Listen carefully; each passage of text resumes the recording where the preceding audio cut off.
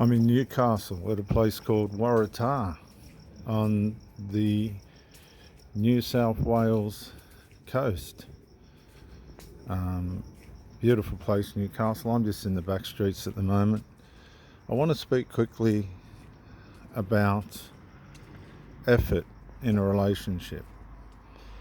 And what you'll find is people will make an initial effort, they'll love bomb, however you want to call it, at the start. You've probably heard all this before. They'll come in. I've heard some crazy things from ladies that they'll say to hook you in. I've been called king. I've been called the center of the universe, all this other stuff.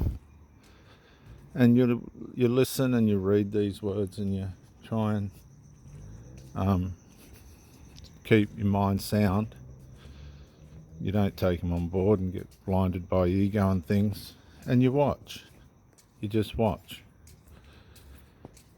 And you go through the motions and the months go by and everybody's happy, and then all of a sudden you get the withdrawal. You get the drop-off. You get the issues. Now, for the most part, if I'm left alone without any outside interference, my relationships go well. But I find that I send such a heavy masculine vibration off when the relationship's functioning that the children of these women don't seem to be able to cope. I've come into tremendous jealousy, tremendous opposition, crazy infantile deteriorated behaviour from these children, and young adults, mind you, adults in some cases. You'll find all sorts of objections and protesting going on behind the scenes, particularly if the adult children are still dependent on the mother, which is a shame. It's an actual absolute disgrace, but it's not uncommon in our day for this to be happening. And when you have parents enmeshed in their relationships with their adult children, then it becomes what's called covert emotional incest, and they don't know how to unattach.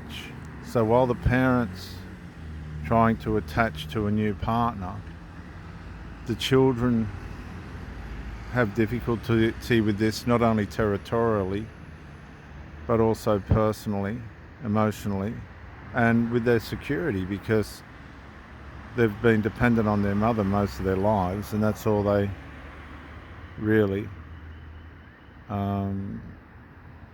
that's where their security lies. So you threaten somebody's security and there's a panic. You have to get rid of the problem. You have to deal with the problem. Now, it's very hard unless the woman's strong for her to protect her relationship from the children, because it will be relentless. They will not stop. And of course, she's bonded to them as well. So what happens is she breaks down and starts to share how she feels about the relationship, and on the surface level, and then it begins to go deeper. She starts to share intimate details of the relationship. She might share about problems that she's having as well, and eventually it all sabotages, and she ends up back with the children anyway. Children are happy again, the man or the woman's gone, and they get on with their lives. You've got to realise, when you have a breakup and you're part of somebody else's group, that group will go on happily, very happily, without you, because they'll justify their failure between each other. They'll justify the failure amongst each other by blaming you.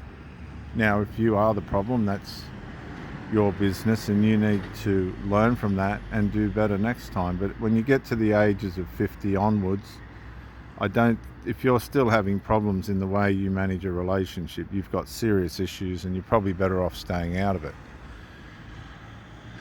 I just come out of a relationship with a 50-year-old woman who didn't have a clue, to be honest, didn't want to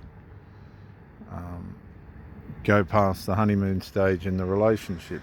They try and condition you to withdraw. They try and condition you to withdraw and allow their withdrawing and all that sort of thing. So once a woman tries to condition you to less, which is what they'll do a lot, they want to reduce their input, that's a sign that something's wrong. And not just wrong, seriously wrong.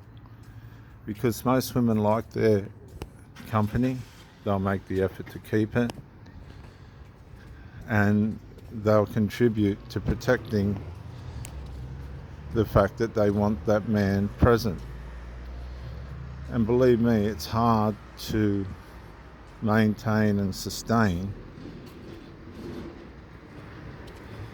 a relationship in our day.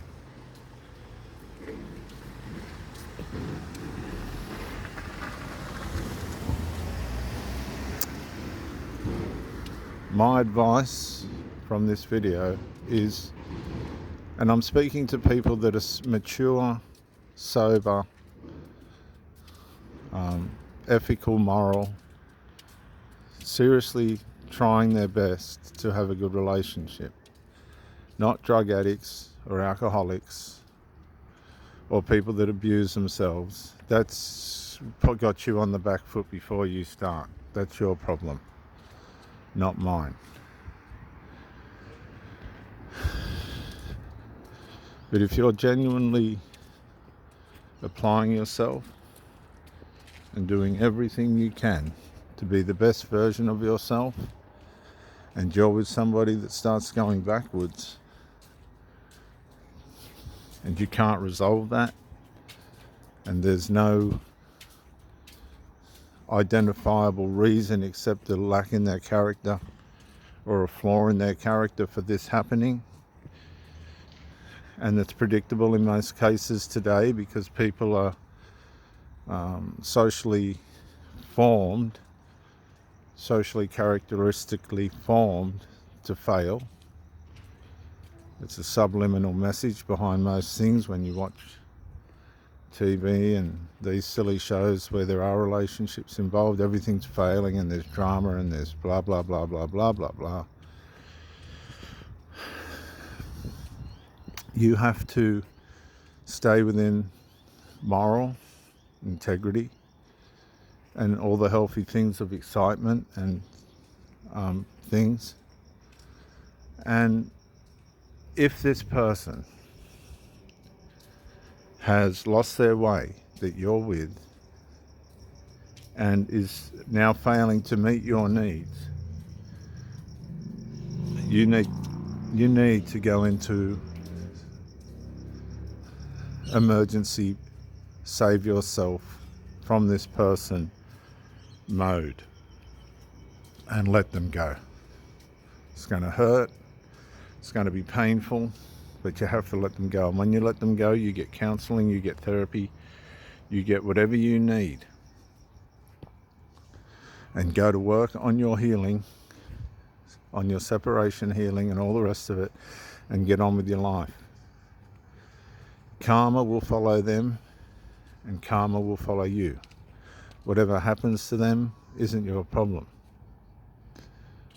You've only got to worry about what happens to you, and that is to get repaired and healed as quickly as you can. It's as simple as that. Repaired and healed as quickly as you can. And don't spare expense in doing it.